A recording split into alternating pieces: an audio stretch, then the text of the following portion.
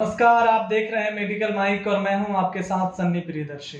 अभी हम लोग हाजिर हैं न्यूरो साइकेट्रिक्स डॉक्टर सच्चिदानंद सिंह के पास, जिनसे आज हम लोग जानेंगे कि ये हेल्थ एंजाइटी क्या होता है और इसके अमूमन लक्षण क्या होते हैं। बहुत बहुत स्वागत है सर मेडिकल माइक में आपका। धन्यवाद। पहले तो मैं स्वागत करना चाहूँगा मेडिकल माइक के सभी दर्शकों का कि इतने इम्पोर्टेंट टॉपिक को सुनने के लिए सभी तैयार हैं। और मैं बताना चाहूँगा कि हेल्थ एंजाइटी, जैसा कि इसके नाम में ही इसके लक्षण भी छुपे हुए हैं। हेल्थ एंजाइटी का मतलब है कि ऐसी एंजाइटी की बीमारी, एंजाइटी का मतलब घबराहट, ऐसी घबराहट या ऐसी चिंता की बीमारी जो हमारे स्वास्थ्य से जुड़ी हुई है। आमतौर पर हम सभी लोग बीमार पड़ते हैं, कभी बुखार लगता है, कभी लूज मोशन होता है, कभी चेस्ट पेन होता है, कभी बैक पेन होता है। लेकिन अक्सर हम जब डॉक्टर के पास जाते हैं तो कुछ ना कुछ गड़बड़ी निकलती है जांच के दौरान और दवाई खाते हैं और ठीक हो जाते हैं। लेकिन ज़रा सोचिए कि अगर मान लिया कि लगे किसी को कि हार्ट में पेन हो रहा है, चेस्ट में पेन हो रहा है और बहुत सारी जांच भी करा ली जाए, दवाइयाँ भी खा ली जाए, इसके बावजूद भी वो ठीक ना हो, क्या हो सकता है ये? तो डॉक्टर बताते हैं आपका ईसीजी जांच सही है, इको जांच सही है, सारी जांच, ब्लड के भी रिपोर्ट सब नॉर्मल है। लेकिन चिंता बहुत ज़्यादा है, लक्षण जितने ज़्यादा नहीं है उससे कहीं ज़्यादा चिंता है। तो अगर अपने स्वास्थ्य के प्रति बहुत ज़्यादा चिंतित हो रहे हैं और किसी भी जांच में कुछ निकल कर नहीं आ रहा है सामने, तो इसे हम हेल्थ एंजाइटी बोलते हैं। मतलब किसी खास अंग के बारे में इतनी ज़्यादा चिंता हो जाए कि मुझे कुछ हो जाएगा। और ऐसे मरीज क्या करते हैं कि बार बार डॉक्टर्स के पास जाते हैं, जांच कराते हैं, उन्हें लगता है कि ये जांच में पकड़ में नहीं आ रहा है, शायद कुछ बड़े जांच की आवश्यकता है।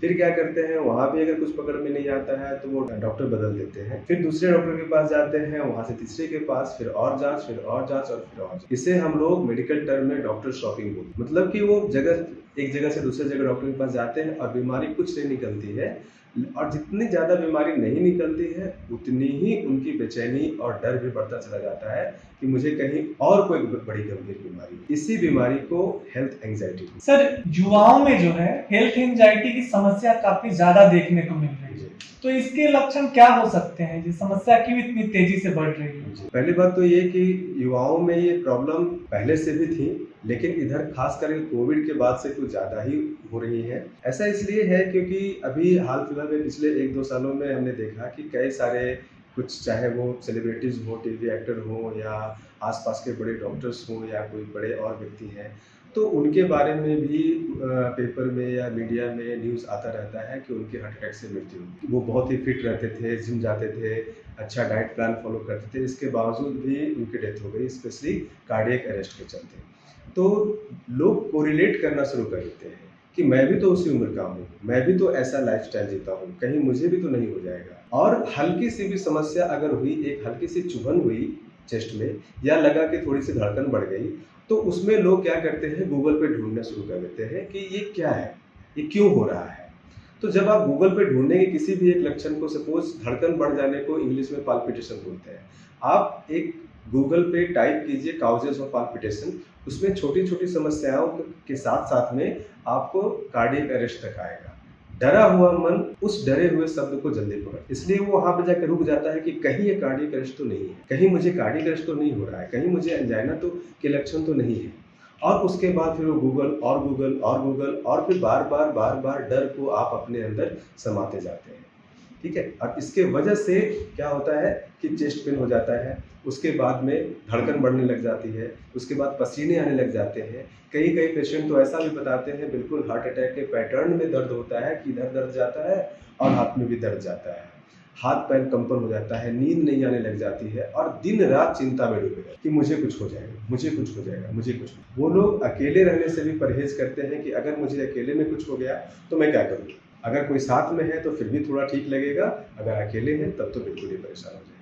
तो ये सब मुख्यतः लक्षण है। लेकिन सिर्फ ऐसा नहीं है कि सिर्फ हार्ट को लेकर के हेल्थ एंजाइटी, किसी भी अंग को लेकर के हो सकती है। कभी कभी किसी को किडनी डैमेज को लेकर के लगता है, कभी किसी को लगता है कि मेरा लीवर फेल हो जाएगा, कभी किसी को लगता है कि मेरा ब्रेन डैमेज तो नहीं हो जाएगा, स्ट्रोक तो नहीं हो जाएगा। लेकिन जो सबसे ज़्यादा कॉमन है वो है चेस्ट रिलेटेड प्रॉब्लम। ये सब सारे लक्षण है health. Sir, health anxiety disorder में सर आप युवाओं को क्या सुझाव देंगे, क्या राय देंगे कि इससे बचा कैसे जाए, ओवर थिंकिंग हम कम करें ताकि ये समस्या कम हो, जी। इसके लिए आप क्या कहें? जी। तो सबसे पहले तो ये कि अगर किसी भी तरह के कुछ लक्षण आते हैं, तो सबसे पहले अपने आप डॉक्टर के पास जाएँ और चेक कराएँ और डॉक्टर पे भरोसा रखें। अगर आपको डॉक्टर कह रहे हैं कि हाँ, ये चेस्ट प्रॉब्लम हार्ट से रिलेटेड नहीं है या लंग से रिलेटेड नहीं है, ये सिर्फ़ आपकी चिंता की बीमारी है, तो आप बार-बार डॉक्टर बदलना या बार-बार जाँच कराना या बार-बार हॉस्पिटल जाना और इनफैक्ट बार-बार अपने नब्ज़ पे हाथ रखना या चेस्ट पे हाथ रखना, ये सब भी बंद कर दें, इसको बार-बार ना करें क्योंकि इससे आपकी समस्या और बढ़ती चली जाएगी। और दूसरा कि खुद से डॉक्टर बनने का प्रयास ना करें, गूगल पे इन चीज़ों को ना ढूँढें कि मुझे क्या हो गया है और कैसे मैं ठीक। ज़्यादा से ज़्यादा आप आस-पास के एक अच्छे डॉक्टर को ढूँढ सकते हैं गूगल पे, लेकिन बार-बार गूगल पे इन चीज़ों को ना ढूँढें। उससे आपको ज़्यादा राहत मिलेगा और अगर लगे डॉक्टर बोलते हैं कि आपको चिंता जैसी बीमारी है, तो किसी मनोचिकित्सक या किसी क्लिनिकल साइकोलॉजिस्ट से मिलकर उसका निदान करें। सर, ये हेल्थ एंजाइटी का जो लक्षण है, ये कितने दिन तक रहता है? ये कब पता चलता है? मान लीजिए कोई पेरेंट्स है, वो अगर अपने बच्चे में लक्षण अगर 2 दिन, 4 दिन, 5 दिन, जैसे डिप्रेशन का होता है कि आपको मिनिमम अगर 1 सप्ताह या फिर 14-15 दिन तक अगर वैसे लक्षण दिखाई देते हैं कि तो डिप्रेशन बोला जाता है कि ये है। तो ये हेल्थ एंजाइटी डिसऑर्डर में वो कितने दिन का लक्षण होता है तो पता चलता है कि इसको हेल्थ एंजाइटी हो गया? जी। पहली बात तो कि इसके कई सारे क्राइटेरिया हैं, तो वो काफ़ी टेक्निकल चीज़ें हो जाएँगी। आम तौर पर हम लोग 6 महीने का समय देते हैं कि अगर 6 महीने तक लगातार इस तरह की समस्या बनी हुई है, तब हम लोग इसे हेल्थ एंग्ज़ायटी की श्रेणी में रखते हैं। लेकिन ज़रा सोचिए कि अगर सारे लक्षण मिल रहे हों और आपके पास कोई व्यक्ति 15 दिन या 1 महीने में ही आ गया है सारे जाँच के साथ कि मुझे कोई भी बीमारी नहीं है, निकल कर नहीं आ रही है, लेकिन इसके बावजूद भी मेरा मन डरा हुआ है, तो आप इसे क्या कहेंगे?